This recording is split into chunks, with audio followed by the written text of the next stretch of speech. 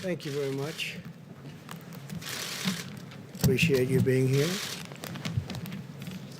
And good evening. As we continue to confront the China virus, we're rebuilding America's economy like nobody thought possible, actually. We're doing incredibly well. Stock market's up almost 300 points again today. While our economy is performing significantly better than Europe, which people have to understand very strongly, it's performing better than any market anywhere in the world, actually. At the same time, Europe has experienced a 40% higher excess mortality than the United States. And I will say that that's a significant number. We're working with Europe on their difficulties, and we are going to help them all the way. We're doing very well, as you know, in the vaccines and the therapeutics, but think of that. We have the strongest economy, performing economy in the world. We're up, I think it's $9 trillion since March, $9 trillion in value. That's a number that nobody's ever heard of before. We're also getting close to about a 50% number since March, which is incredible. So it's $9 trillion. It's almost 50%. In fact, I think it went above 50% today with the 300-point increase. And it's so we're doing much better than Europe significantly.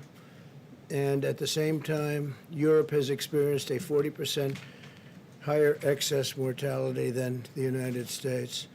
I just want to mention, because another number of judges were approved recently, will be probably over 300 judges, federal judges, including Court of Appeals judges, approved by the end of my first term.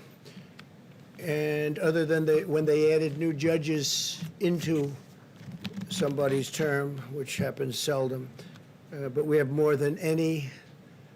There's a record. Nobody's ever seen anything like this in one term. So we're going to have over 300 federal judges, and that's Court of Appeals judges, and that's just in the first term. It probably will finish out over 300, which is pretty amazing.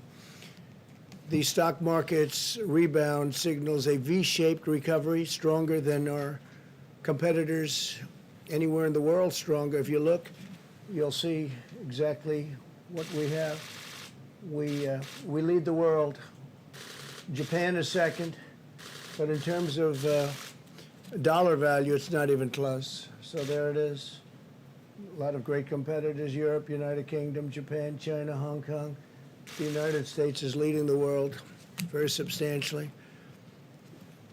The second slide, you'll see the virus-induced economic contraction in the United States has been far less severe than it was with our peers and peer nations. And you see that right there. There's the United States.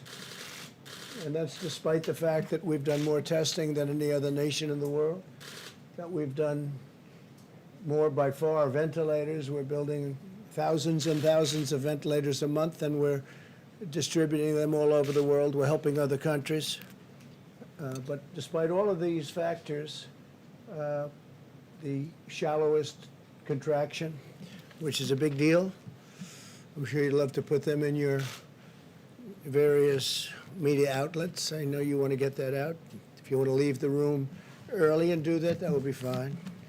The rapid recovery, but it would be nice to report it, the rapid recovery of home builders' sentiment points to massive new construction, and we are doing massive amounts of construction of new homes, and that's because people have tremendous confidence. This is where we went, and the housing market has quickly rebounded. We were at a record, and now we're going to be at a record again very shortly.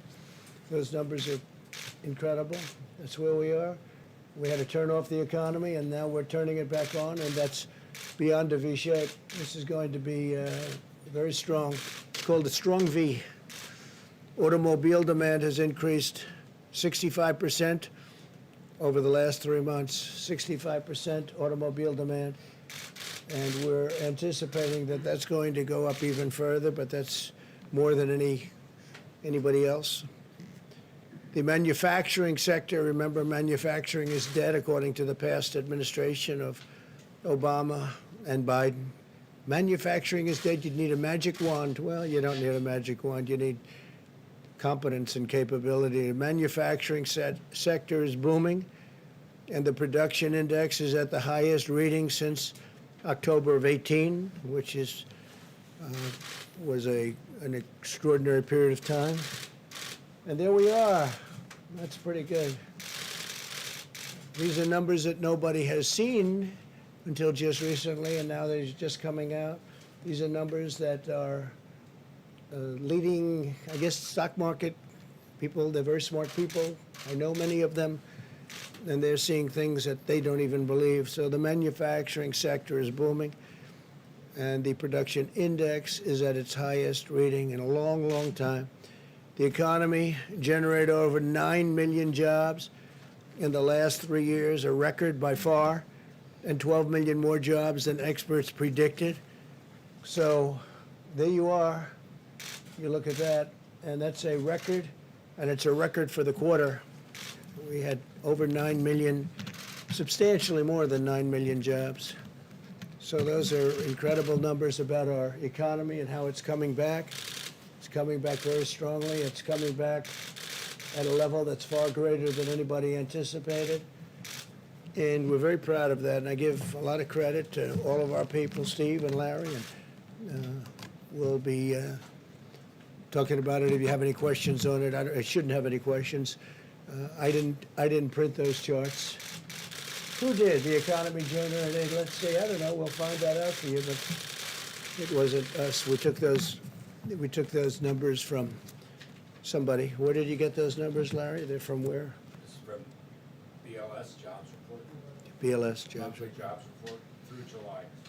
Okay, everybody has that, everybody needs. The Democrats have abandoned the American people over the simple subject of politics.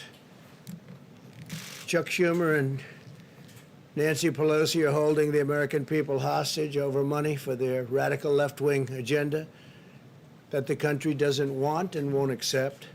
For example, they've asked for a ridiculous $3.5 billion, that's billion, $3.5 billion for universal mail-in voting, a system riddled by fraud and corruption. You just look at what happened with the Carolyn Maloney race. They should do that race over, by the way. I think her opponent is right when he is having fits about that race. When you look at the ballots that are missing and the ballot frauds, nobody knows what's going on with that race, and yet they declared her a winner. So her opponent, I don't know what's happened over the last 24 hours, but her opponent is rightfully going a little bit crazy. And then you look at what happened in Virginia, where they have 500,000 applications sent out at random to people that have no idea what happened, and they admitted they made a mistake. And many were sent to dead people, many were sent to, number were sent, I guess two, that at least, 2, 3, 4, were sent to dogs. One was sent to a cat. They're sent all over the place. That was in Virginia and Paterson, New Jersey. They had a massive amount of voter fraud, and it's been a disaster. Paterson, New Jersey, has been a total disaster. That's universal mail-in voting. So they want $3.5 billion for universal mail-in voting for the country, where you have hundreds of millions of voters. They can't do a little race with 20,000 people.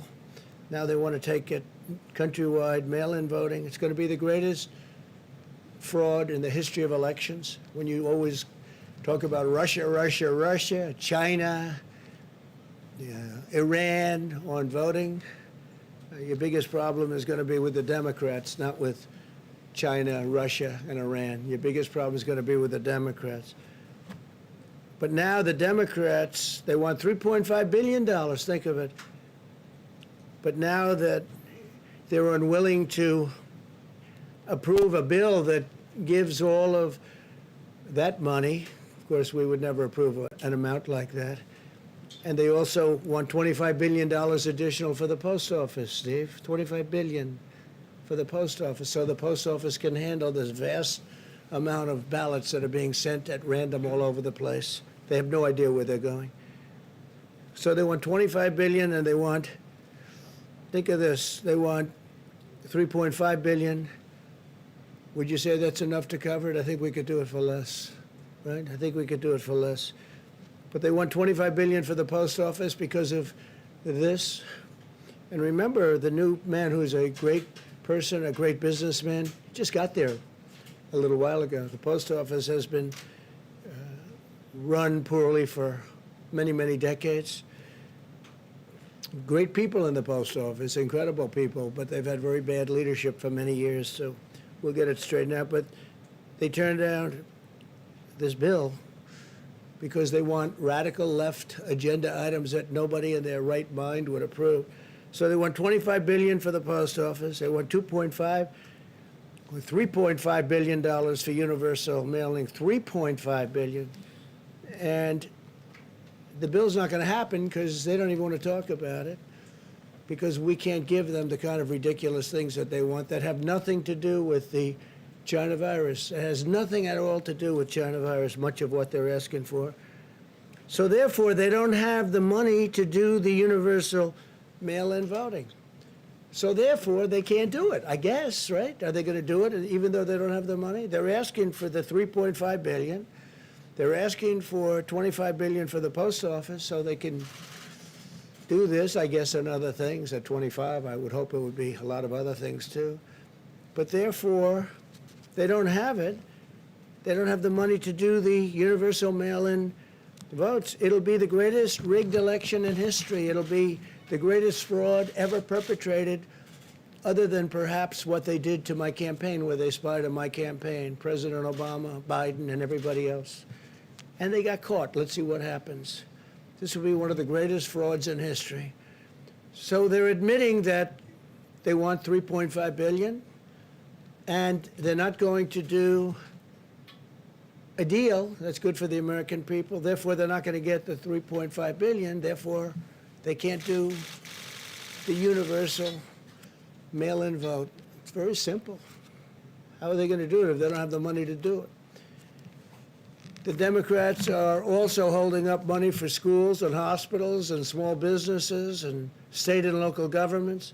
They tried to stop Americans from getting unemployment insurance and protection from evictions, which is why I took this decisive action. And I did executive orders, which are now in full force and effect. And they're going forward. I signed a directive to provide a total of $400 of additional support for Americans who are unemployed due to the China virus. That's $400 more than the Democrats have provided. Remember that. That's $400 more than the Democrats have provided. Nancy and Chuck haven't provided anything. And remember this, President Obama, when we had a problem, a pretty big problem, a very big problem, you know what he gave? $25. He gave 25 bucks. So now they say, well, we want to give 500 or we want to give 600. They don't want to give anything. They're not doing anything. But President Obama and Biden, Sleepy Joe, gave $25, 25. And they'll complain, oh, we want to give more. Well, we're giving $400, and that's now in the works, and that'll be getting out to the people soon, Steve, okay? Remember that, $25 is what they gave the last time, 25. I want to make it unmistakably clear that I'm protecting people from evictions. They didn't want to do that. The Democrats didn't want to do a protection from evictions, people getting evicted because of the coronavirus or the China virus, whatever you want to call it. We have 20, now we're up to 21 different names. All we know is it came out of China and it shouldn't have. They should have stopped it. Under my executive order, HUD, HHS, and CDC have been directed to ensure renters and homeowners that they can stay safely in their homes. They're not going to be evicted. They are not going to be evicted. And those letters have already been sent out, Steve, so you'll make sure of that. I'm providing a payroll tax holiday to all Americans earning less than $100,000 per year, meaning bigger paychecks for working families through the end of 2020. That's a tremendous amount of money that's being supplied and given to families. Tremendous. The Democrats didn't want to do a payroll tax. They thought it was too much money, I guess, or it would make businesses too successful. They don't want to see success. They certainly don't want to see it before the election. They certainly don't want to see the kind of graphs and charts that you saw up there. They don't, because they say they can't win with that kind of success. They can't win. They have to get used to it. Remember, we've already gotten $3 trillion in stimulus, so they should have probably negotiated a little bit differently. Maybe they should have asked for all of this before we got most of the money and we gave it out, a lot of it to the people. When we win the election, when I win the election, I'm going to completely and totally forgive all deferred payroll taxes without in any way, shape, or form hurting Social Security. That money is going to come from the general fund. We're not going to touch Social Security. I said from day one that we're going to protect Social Security, and we're going to protect our people. And Social Security is one of the things that will be protected. Pre-existing conditions will be protected. Medicare will be protected.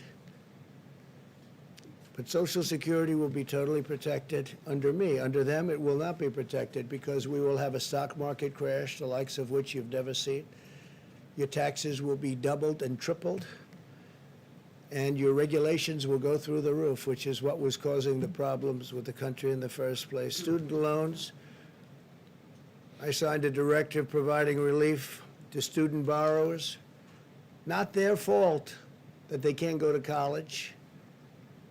I will be deferring payments on student loans at zero interest until further notice. So we're going to take care of our students. We've got a lot of great students out there, and they got hit like everybody else. So I will be deferring payments on student loans at zero interest until further notice. And on the payroll tax, we'll be terminating the payroll tax. After I hopefully get elected, we'll be terminating the payroll tax. So that will mean anywhere from $5,000 to even more per family, and also great for businesses and great for jobs. A lot of people will be very happy to hear that. A lot of the great, certainly conservative economists will be great to have. They think that's the greatest thing we can do. That's better than the payments. That's better than anything else. But it's a lot of money, and it's going right directly to the people, and it goes there very easily. But it also creates stronger companies to employ the people. So we will be, on the assumption I win, we are going to be terminating the payroll tax after the beginning of the new year. Today I met with parents, students, teachers, and health experts to discuss the vital importance of safety and safely reopening America's schools. This evening I'll outline the common sense recommendations that should guide schools as they reopen. With precautions, we want to be very, very safe and very careful, so precautions in place. Our strategy to safely reopen schools mirrors our approach nationwide as we race toward the competition and the completion. We're competing with others, but I'm not competing with anyone. We just want to have a vaccine. We're dealing with other countries, and we want them to do well. We're giving them whatever information they need.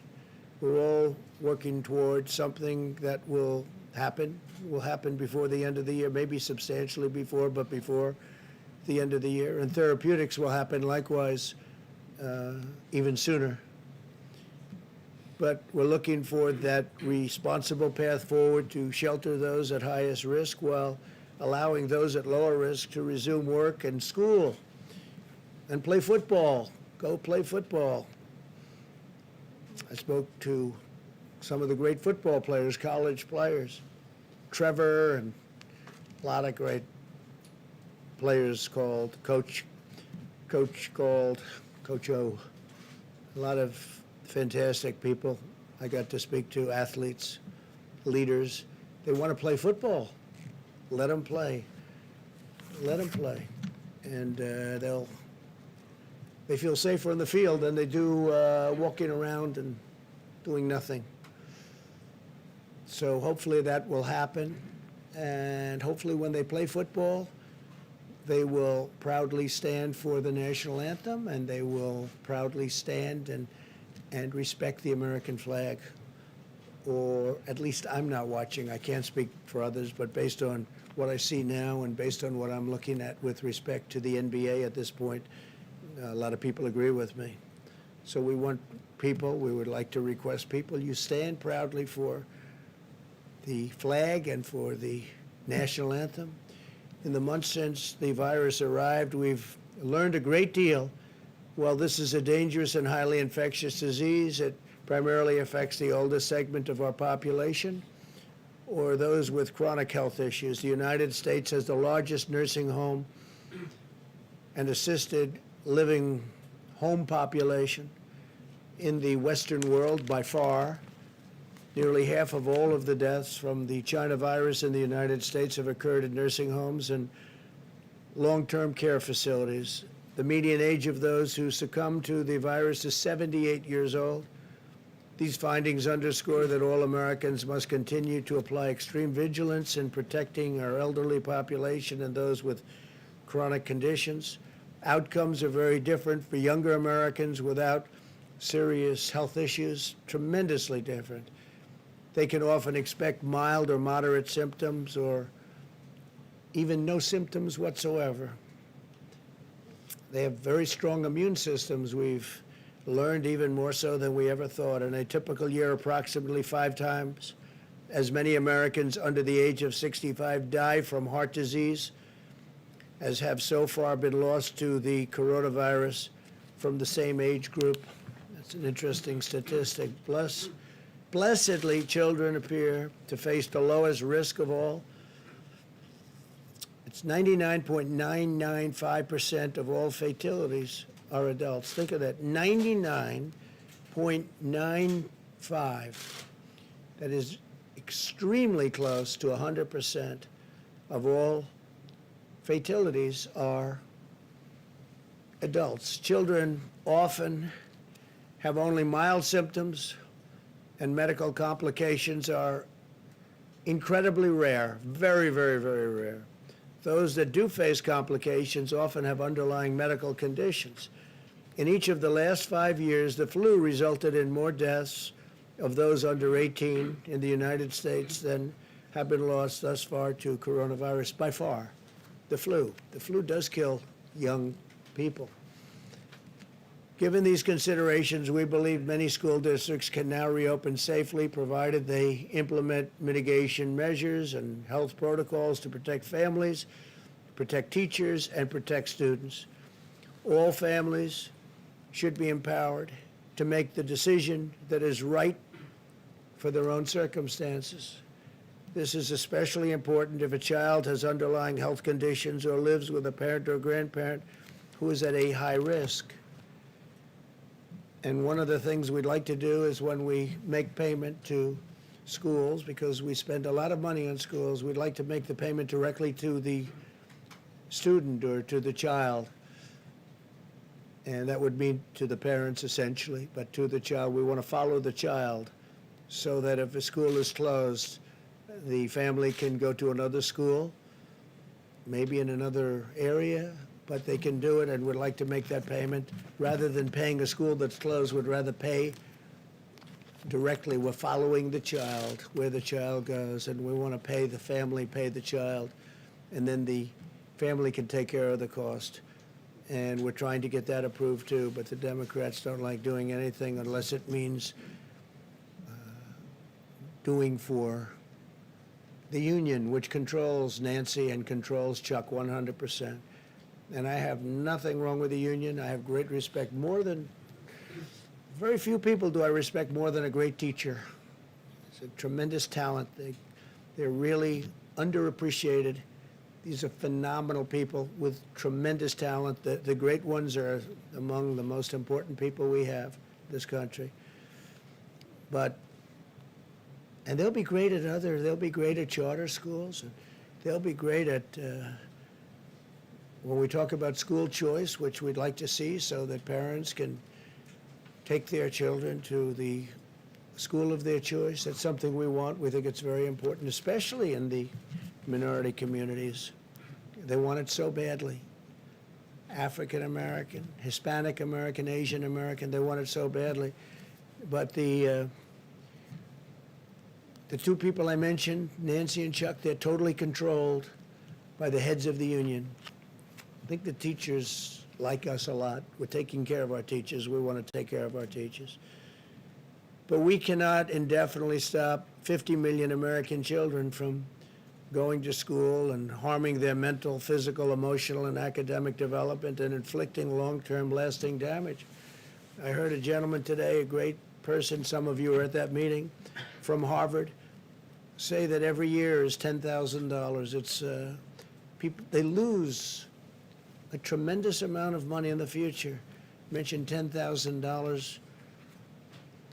And I think he was talking about on a yearly basis. They lose a lot by every year of education that they lost. Every year they gain $10,000. And when you have students sitting at home playing with a computer, it's not the same. That's one thing we've learned for sure. It's not the same, can never be the same as being in a classroom. So we want to get our students in the classroom.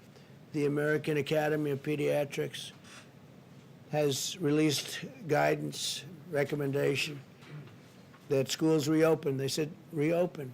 It said, quote, lengthy time away from school and associated interruption of supportive services often results in social isolation, making it difficult for schools to identify and address important learning deficits. The doctors also warned about the risk of increased abuse, substance use, depression, and suicide. Suicide. The National Education Association recently stated, despite the momentous efforts of educators during the pandemic, online learning has never been an effective replacement for in-person learning and support. So when you sit at home in a basement looking at a computer, your brain starts to wither away. We have a lot of good experience at that just by taking a look at what's happening in politics. Studies estimate that school closures last spring caused the average student to fall 50% behind in math and roughly 35% in reading compared to a typical year. Think of that. Caused the average student to fall 50% behind in math and 35% in reading compared to being at the school, being with your teachers, being in a classroom. We've learned that. We've learned that learning from a laptop is not great. And frankly, we've also learned that telehealth, little unrelated, but it's up 35,000%, and it's been incredible. 35,000%. We'll check that number, Larry, but that's an incredible, but it is. People are staying home, and the telehealth, and that has been a tremendous success. We've learned those two things during this period of time with the plague coming in, and those are two things we know. School closures harm low-income students the most because they have less access to high-quality remote learning. They don't have computers and less resources for academic support. All schools should be making plans to resume in-person classes as soon as possible. To support the reopening of America's schools, we provided $13 billion in elementary and secondary schools toward the CARES Act and CARES Act funding. We're giving CARES Act funding, the vast majority of which remain available for states to use. So a tremendous amount of money, $13 billion. That's the CARES Act funding, and we're giving a large portion of that for states to use. Today, I'm pleased to announce that we will provide up to 125 million reusable masks to various school districts all around the country. My administration also stands ready to deploy CDC teams to support schools that are opening and schools that need help in safety and in order to safely reopen. Finally, today, my administration is highlighting general recommendations for all schools and guidance to protect high-risk teachers and students. We're working very, very closely with many of the schools and school districts throughout the country. They include the following: to ensure all students, teachers, and staff understand the symptoms of the China virus, require all students, teachers, and staff to self-assess their health every morning before coming to school, encourage frequent hand washing or hand sanitizing during the school day, beginning upon entrance to school, and ensuring that hand washing facilities are widely available throughout the school. And for the most part, schools have been very good at that. Minimize large indoor gatherings, hold large gatherings outdoors whenever possible, maintain high standards of hygiene and ventilation within the classrooms, including keeping windows and doors open whenever possible, and running fans and air conditioning units whenever possible. Require students, teachers, and staff to socially distance around high-risk individuals and socially distance whenever possible in any event. Encourage the use of masks when social distancing is not possible. Post instructions regarding hygiene and social distancing all over the school and all around the school. We encourage schools to adopt these measures. We've been working with so many of them, and to the best of my knowledge, virtually every one of them agrees to do that. While we're also providing high-risk teachers and students options to engage in distance teaching or learning, we're working on that also. College-age students also continue to be one of the lowest risk demographics. More than 99.8% of the deaths from this horrible disease, the invisible enemy, we call it, occur in people over 24 years of age. Think of that, 99.8% occur in people over 24 years of age. For this reason, it could be safer for them to live at a school rather than live with their older parents or grandparents. We got to go to school. We got to open up. We got to open up our schools and open up our businesses. And a lot of it has been open, but we can do better. As we move forward, the number of cases is not by any means the most important metric to focus on, because the fact is we have more cases because we have far more testing than any country in the world. There's no country that's even close. We've done more testing and better testing than any country, and many of these countries that the media was putting up as a shining example of success, they're right now in massive outbreaks. You see what's going on in many of the countries that you constantly mention. Far more important is who the virus is infecting. That's why our strategy and attention are focused on preventing the cases that are most likely to require hospitalization or result in death, those that afflict the elderly and those with certain underlying health conditions, all the while acting to prevent hospital overcrowding. If you look at some of the states that had a flare-up recently, they're all doing very well. Florida is going down rapidly. I want to give a lot of credit to the governors. Florida is going down, and Arizona is going down, way down. They've done a fantastic job.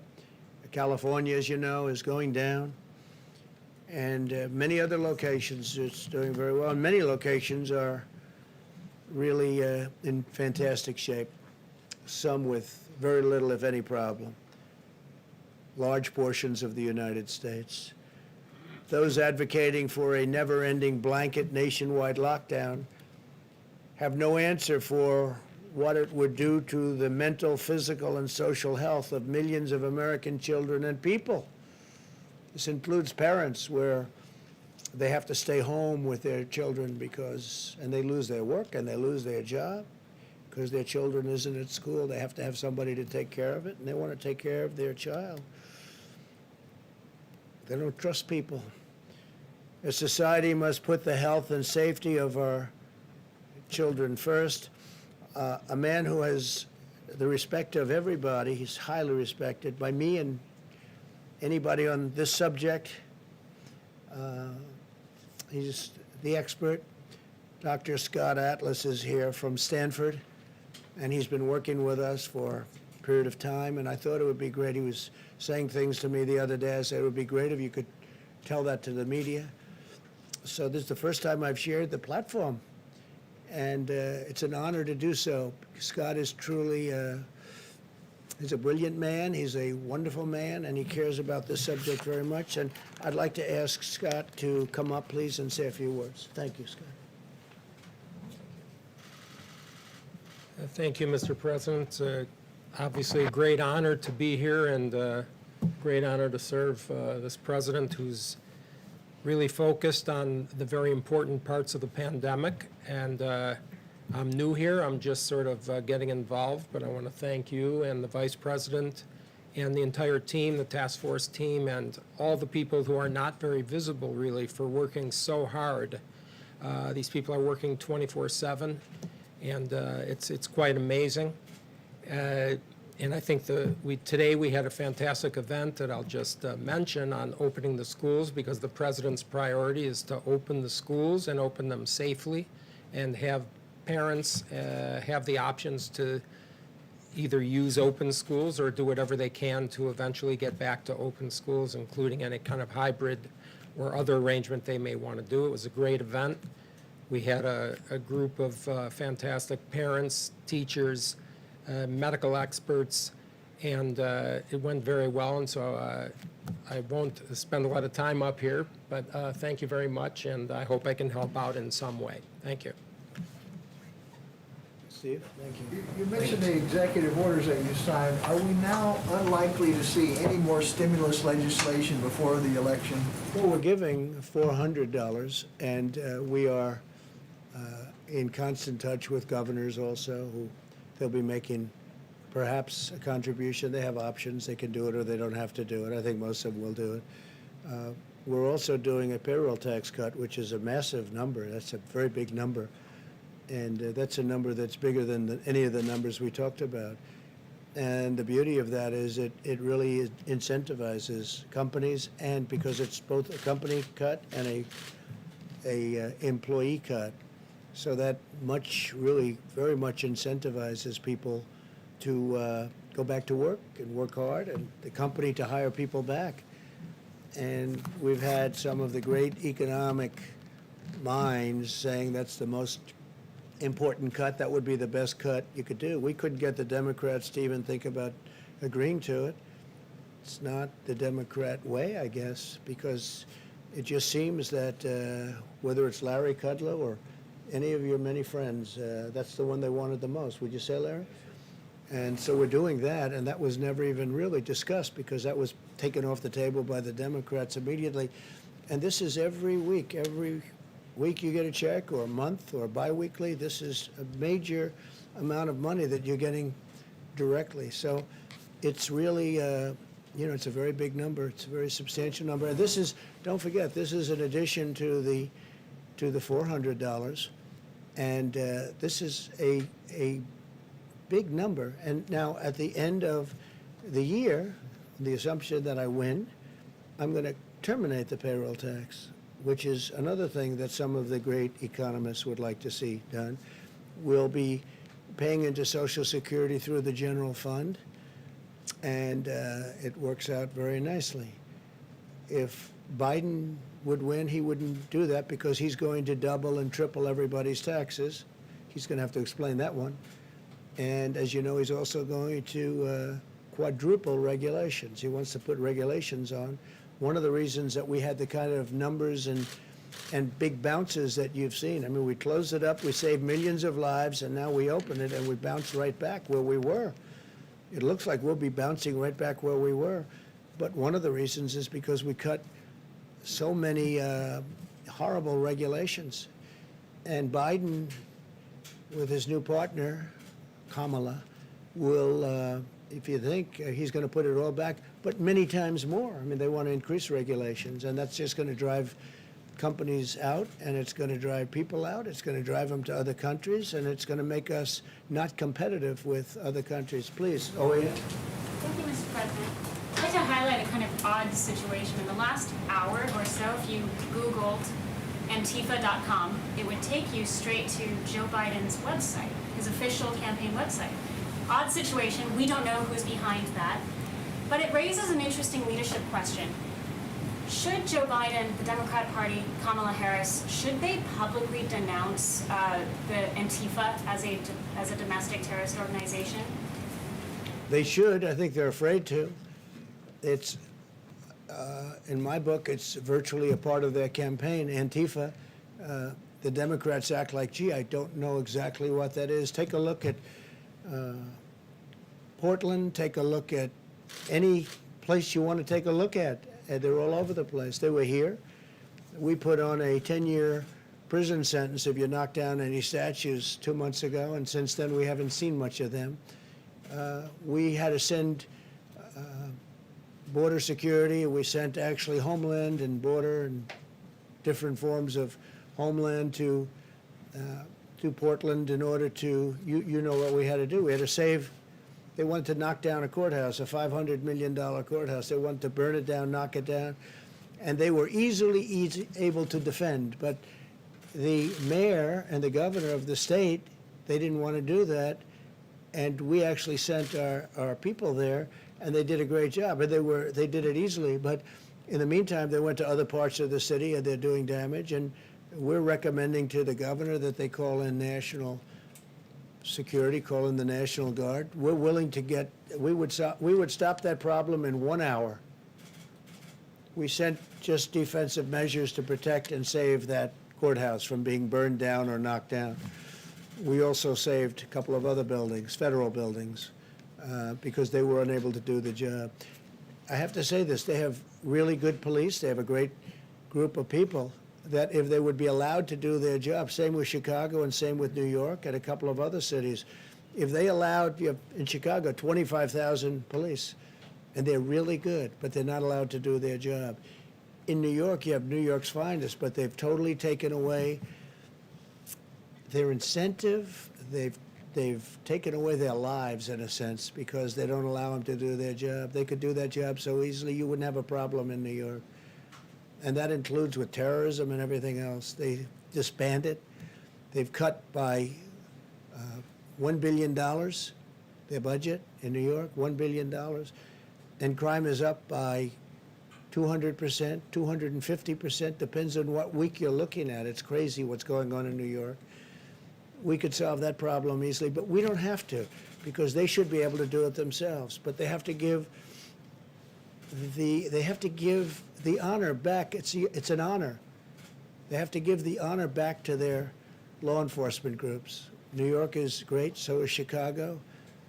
And in Portland, they could do the job. If they don't want to do that, we would send in gladly if they want. The National Guard will take care of it in 1 hour. It'll go very quickly.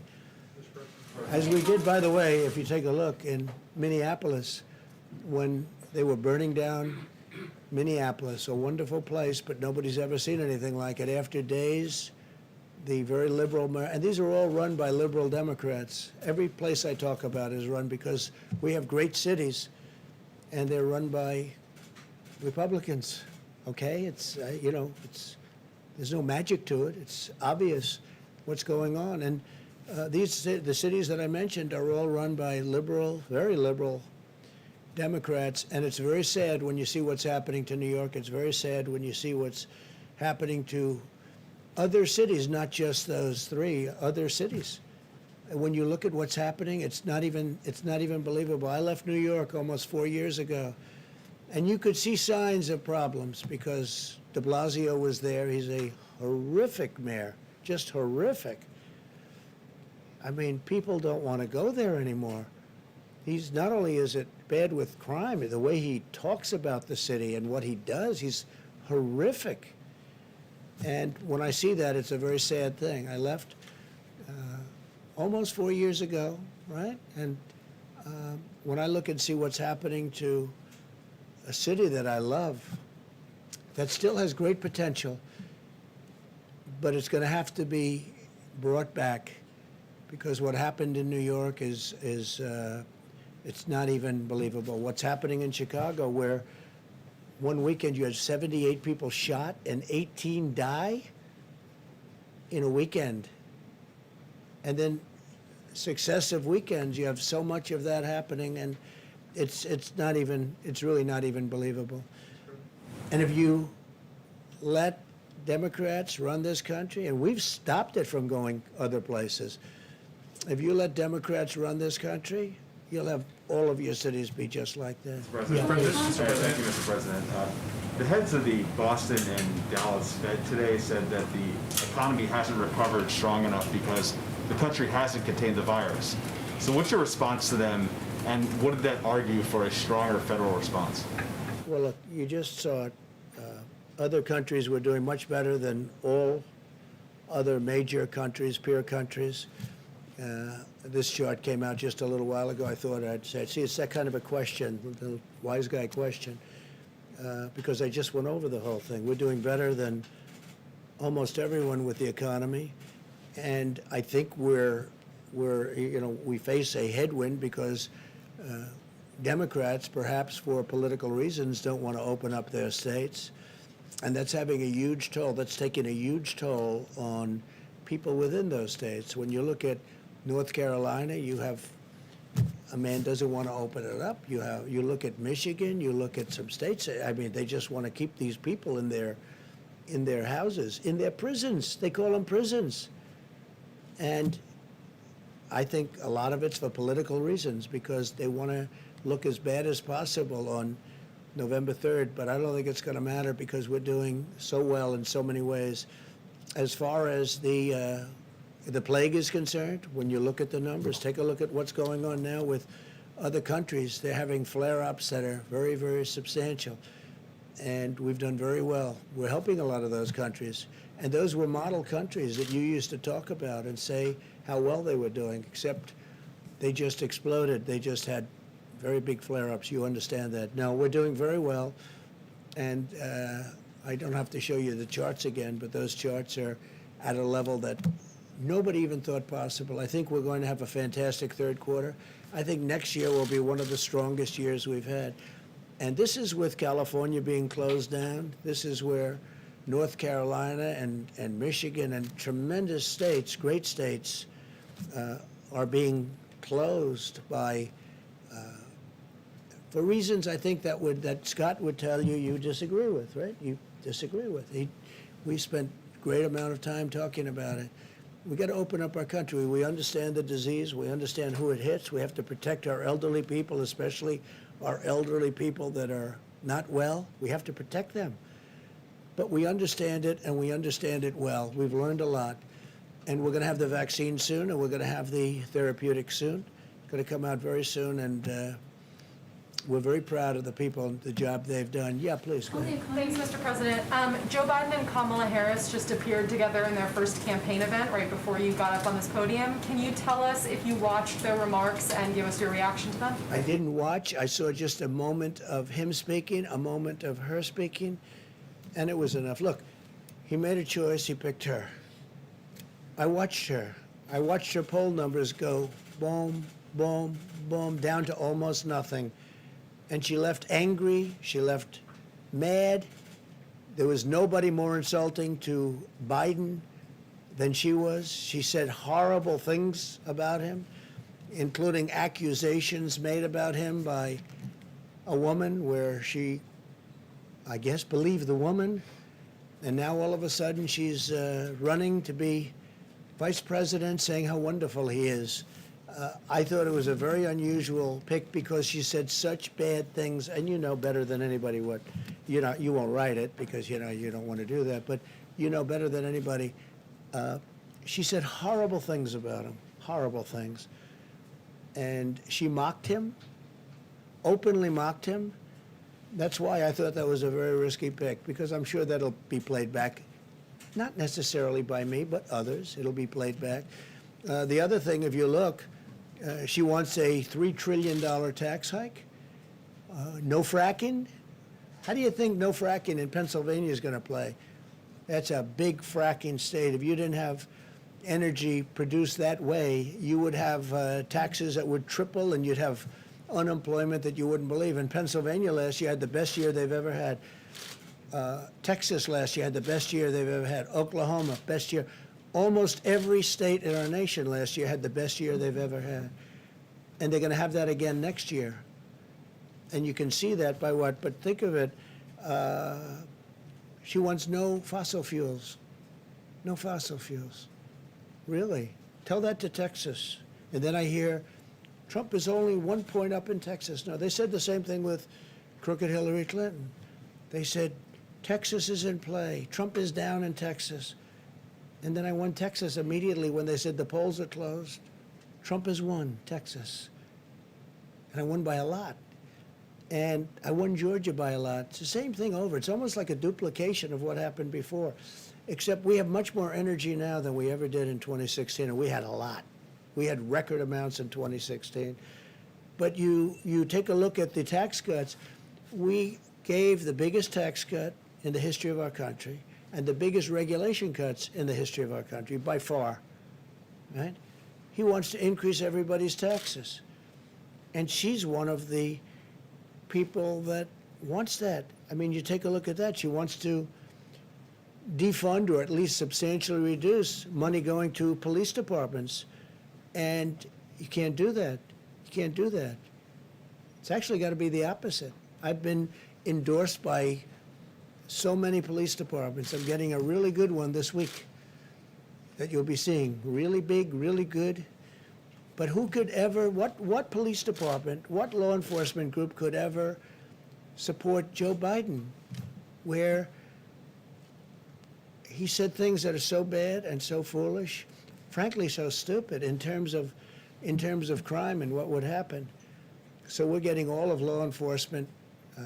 We're getting the military. She wants to spend much less on our military. I've rebuilt the military. We have the strongest military now. Much of the equipment is coming in, all made in the United States. $2.5 trillion we spent. When I took over, we had a military that was totally, it was in terrible, terrible shape. It was depleted. It was a depleted military. Old planes, old tanks, old everything. And we have a beautiful, brand new military with the best people in the world. We never had anything like it. Some of the equipment is still coming in. No, we've done a real job, and I think we're going to be extremely successful. I was surprised that he picked her, very surprised because of the horrible way she talked about him, and frankly because she dropped like a rock. I didn't. When I ran against 17 people, mostly governors and senators, some others. Ben Carson was very strong, very good. A couple of others, but mostly governors, mostly senators, and I ran. And I went up. She ran and she went down to rock bottom. I don't think she ever got to run her first, to take a vote in the first state. So generally speaking, you don't want to pick somebody that went down. She went down, but she went down in a very terrible way, and she said horrible things about Biden. She said far worse about Biden than I ever did, and now she's running as vice president. So how does that work? Please, in the back. Yeah. Mr. President, thanks for taking my question. I'm wondering tonight if you might have any words of encouragement for middle schoolers or high schoolers starting the school year strictly online who might be frustrated, wondering how they're going to get through the next quarter, missing their friends and teachers. Just wondering if you might have any words of encouragement for them.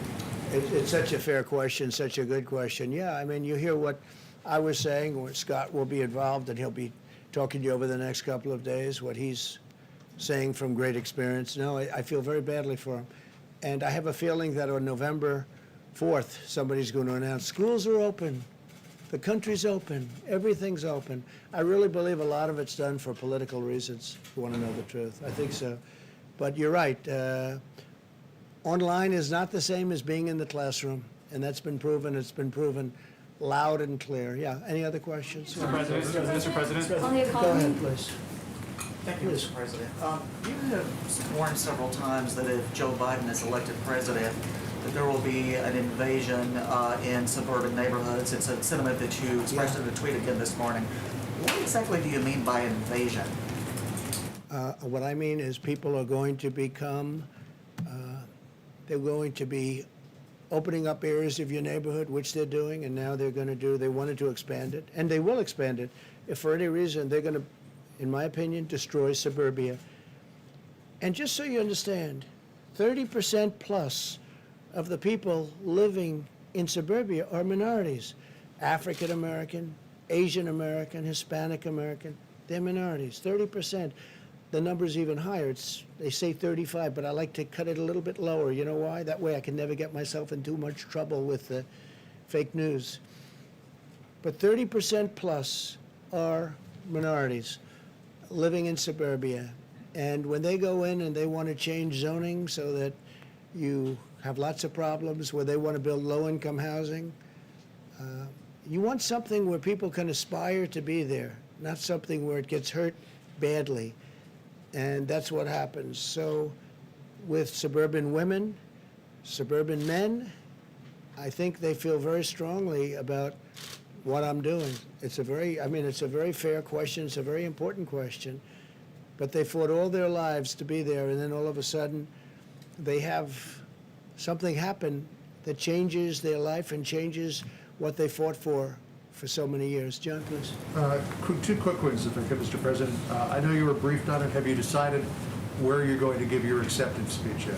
So we're looking at Gettysburg, a magnificent site. I've been there a number of times, just a magnificent site. And we're looking at the White House. And I would say it's really down to those two. The White House would be much easier from the standpoint of Secret Service and, the movement of hundreds of people, as you know.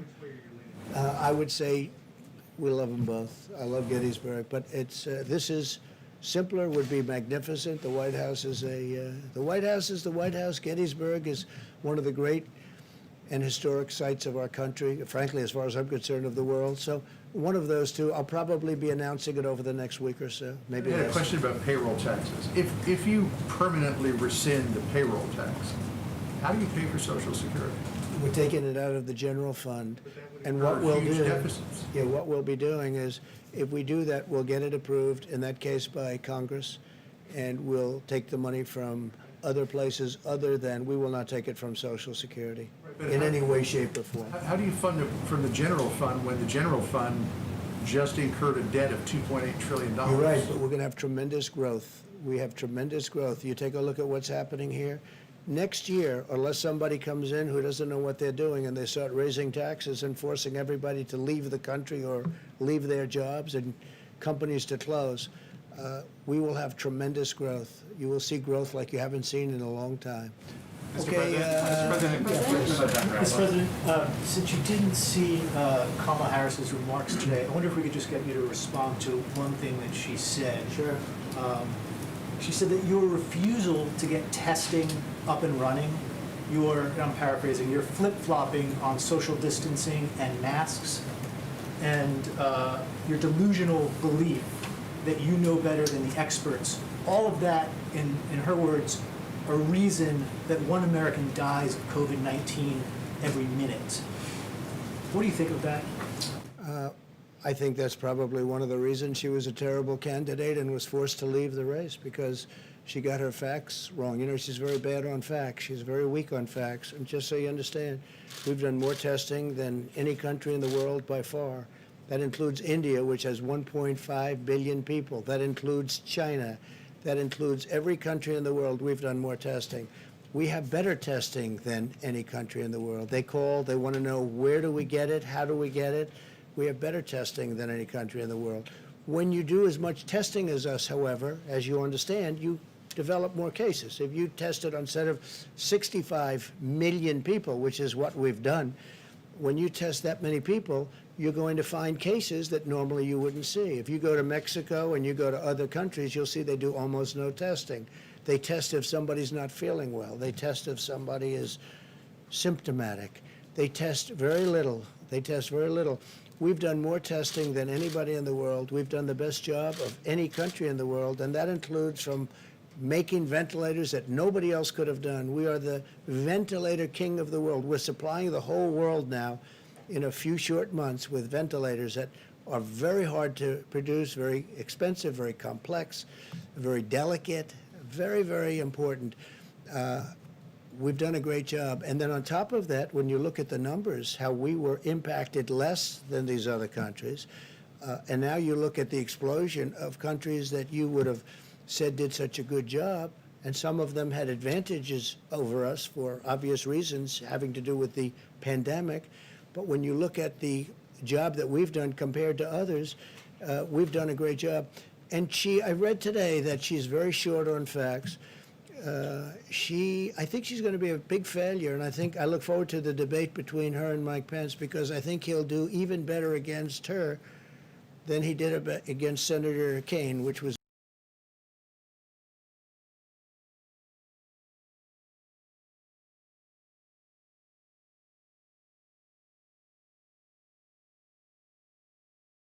who argue you're trying to sow distrust in democracy and deliberately trying to sabotage the post office to undermining mail-in voting, which a lot of people need. I say the Democrats are sabotaging the post office because they're not approving $25 billion that was requested. So they're sabotaging the post office, and they're not allowing the post office to function properly, and they're certainly not allowing universal mail-in votes when they do that. But equally importantly, they're not allowing $3.5 billion in funds to do voting that they'd like to do.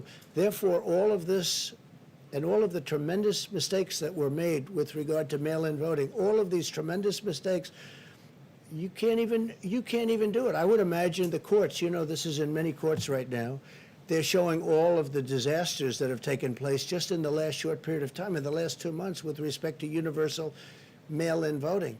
It's just like a total catastrophe what's happening, and we can't let that happen. Go ahead, real fast. Mr. President, I'm Sure, go ahead. One is about, you had graphs about the economics of COVID, but deaths in America are still going up, whereas in Europe, right now, 0 deaths in UK, 0 deaths in France. What's going up by cases, if you look at cases, and the cases are going up because we do so much testing and we find it, and I call it fake media gold, because we do so much more testing than any other country, and when you do all that testing, you find cases. Go ahead, Steve, real fast. First one on trade. You've got these trade talks with China going on. Is it possible you would pull out of the trade deal with China if they're not meeting their commitment? We've taken a lot of money from China in the last year and a half that no other president has taken in.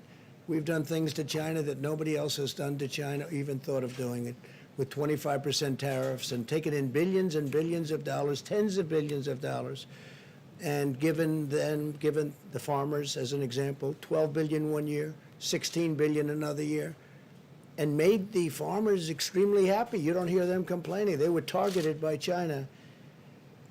But I'm very angry at China because they let this horrible disease, they let this horrible plague come into our country and come into the world. And they should have been able to stop it. They stopped it from going into China. They should have been able to stop it. So I'm very angry at China. Thank you very much. Mr. President, on unemployment, it's not $400, it's $300 from the federal government. So why are you saying it's $400?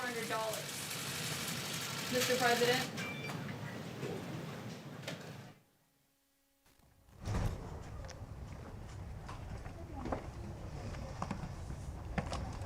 I really like that.